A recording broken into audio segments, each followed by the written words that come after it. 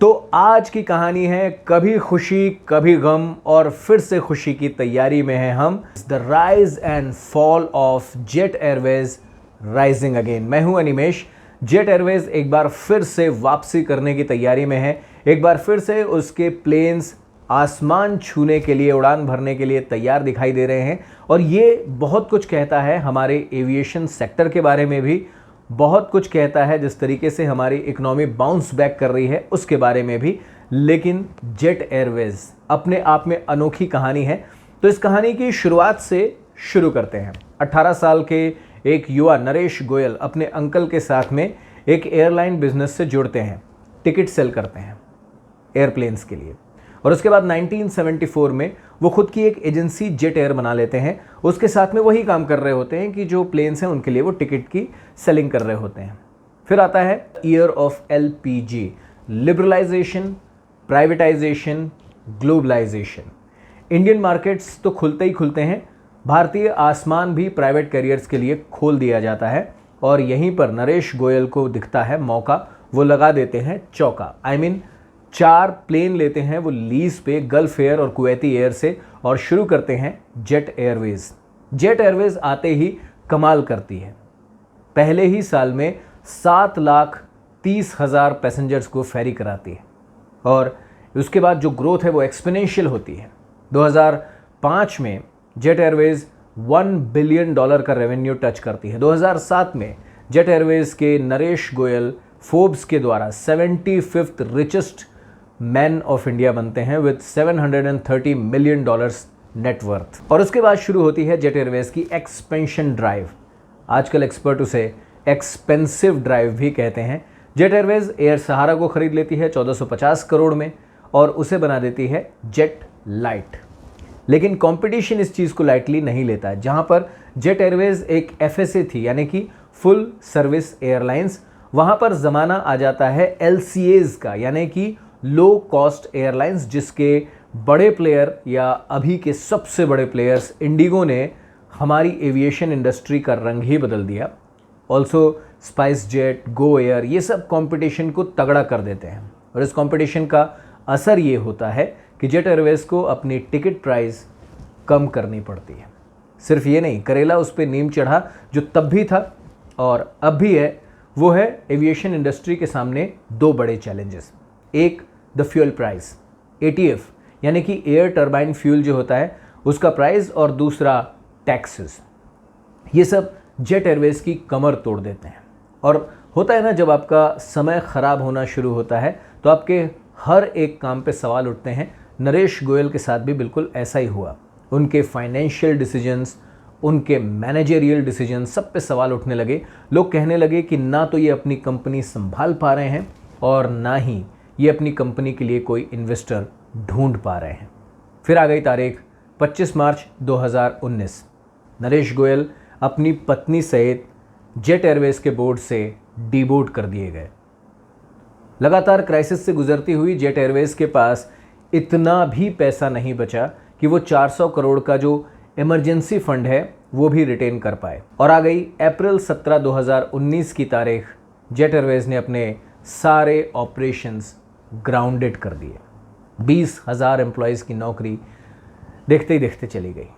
Aviation industry में बहुत सारे सवाल उठ गए और इन सवालों के बीच में मौज हो गई इंडिगो की, विस्तारा की।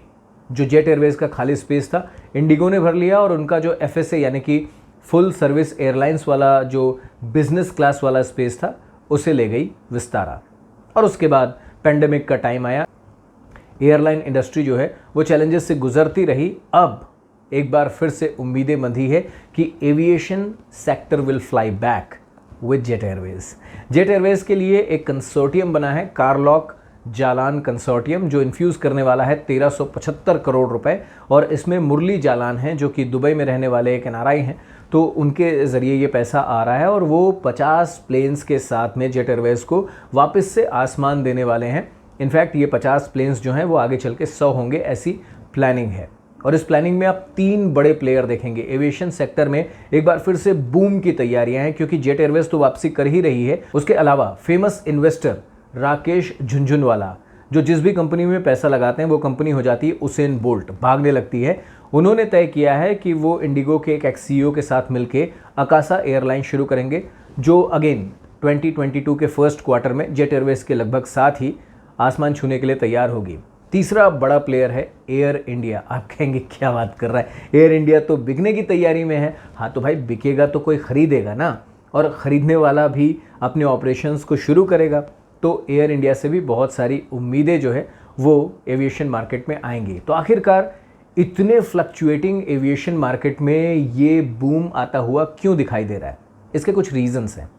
अगर आपने गौर किया हो तो इंफ्रास्ट्रक्चर काफ़ी डेवलप हुआ है। बहुत सारे ऐसे टूरिस्ट प्लेस हैं हमारे इंडिया के, बहुत सारे ऐसे तीर्थ स्थल हैं हमारे इंडिया के, जहाँ पे अब एयर स्ट्रिप, एरोड्रम्स और एयरपोर्ट्स बन चुके हैं। ये इंफ्रास्ट्रक्चर हमारे सिविल एविएशन के लिए एक बहुत बड़ी ताकत है। अलावा उसके 11% के रेट से, यानी कि डबल डिजिट में हमारा एविएशन मार्केट ग्रो कर रहा है। कौन सा एविएशन मार्केट? दुनिया का तीसरा सबसे बड़ा, चाइना और अमेरिका के बाद दुनिया का तीसरा सबसे बड़ा एविएशन मार्केट है इंडिया। और वो इंडिया जहां की पॉपुलेशन है 130 करोड़, 1.3 बिलियन लोग, ये तो गिने हुए हैं अगर आप बाकियों को भी मिला दें तो सोचिए हमारे पॉपुलेशन की ताकत कितनी बड़ी है। तो ये मार्केट एविएशन सेक्टर को बहुत लुभा रहा है। चैलेंजेस जो तब भी एविएशन मार्केट के सामने थे, जो अब भी एविएशन मार्केट के सामने हैं, वो दो ही हैं। एक फ्यूल चार्जेस, ATF यानी कि एयर टर्बाइन फ्यूल, और उस पर लगने वाला टैक्स, ये एक बड़ा चैलेंज है। इसमें क्या कंसिडरेशन सरकार कर सकती है, क्या करना चाहिए, आई एम श्योर इसके बारे में सोचा जा रहा होगा। और दूसरा जो बड़ा एक चैलेंज है वो है जो एयरपोर्ट कॉस्ट होता है। आपका प्लेन जो एयरपोर्ट यूज़ करता है उसका एक कॉस्ट होता है, अगर वो पार्किंग में भी होता है तो भी उसका कॉस्ट लगता है। तो यहाँ पर क्या एडजस्टमेंट हो सकते हैं, इसके बारे में भी अगर कोई तरीका निकाला जाए तो हमारा एविएशन सेक्टर जो है वो और फ्लरिश कर सकता है। और एक आयरनी है, ऑन अ लाइटर नोट, ये कहा जाता है कि the fastest way to be a millionaire from a billionaire is to start a new airline. तो ये विसंगति दूर होगी, एक बार फिर से उड़ान भरने के लिए हमारा एविएशन सेक्टर तैयार होगा। जेट एयरवेज की इस कहानी से समझ में आता है, आप कहेंगे ठीक है ये कहानी तो सुन ली गुरु, हमारे लिए क्या है? दो चीज़ें, एक एयरलाइन की वापसी होगी, नई एयरलाइंस आएंगी तो नौकरियां आएंगी, एविएशन सेक्टर में आएंगी, उससे एसोसिएटेड सेक्टर्स में आएंगी, तो ये एक अच्छी बात है। और दूसरा ऐसा है कि जब कंपटीशन आता है ना, जो ऑलरेडी प्लेयर हैं, जो नए प्लेयर आ रहे हैं, वो साथ में लेकर आएंगे ऑफर्स, यानी कि आपकी जो फ्लाइंग सीट है, आपकी वो सीट जिसमें बैठकर आप आसमान में बादलों को निहारते हैं, वो सस्ती होगी। तो उड़ने के लिए तैयार हो जाइए। इंडिया की इकोनॉमी, इंडिया का एविएशन सेक्टर और इंडिया की उम्मीदें फिर से उड़ चला वाले मोड में हैं। ये स्टोरी, ये डेवलपमेंट आपको कैसा लगा बताइएगा। कौन से और सेक्टर, कौन सी और कंपनी के बारे में मैं बिजनेस स्टोरी तैयार करके लाऊं, वो भी सजेस्ट कीजिएगा। ये जर्नी अच्छी लगी हो तो अपने दोस्तों तक भी पहुंचाइएगा। फिर मुलाकात करते हैं। नमस्कार।